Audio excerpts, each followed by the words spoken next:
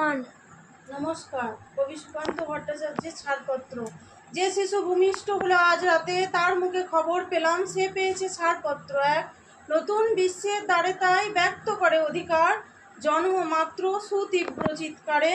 সর্বদেহ নিঃসহায়, তবু তার মুষ্টিবদ্ধ হাত উত্তোলিত উদ্ভাসিত কি এক দুর্বোধ্য প্রতিজ্ঞায়।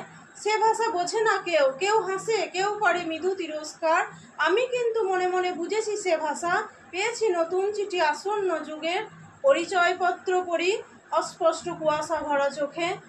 এসেছে নতুন শিশু, তাকে ছেড়ে দিতে হবে স্থান, জীর্ণ পৃথিবীতে ধ্বংসস্তূপ পিঠে চলে যেতে হবে আমাদের।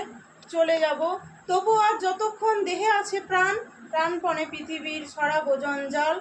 এ বিশ্বকে শিশুর বাসযোগ্য করে যাব আমি, নবজাতকের কাছে আমার দৃঢ় অঙ্গীকার। অবশেষে সব কাজ ছেড়ে আমার দেহের রক্তে নতুন শিশুকে করে যাব আশীর্বাদ, তারপর হব ইতিহাস। নমস্কার।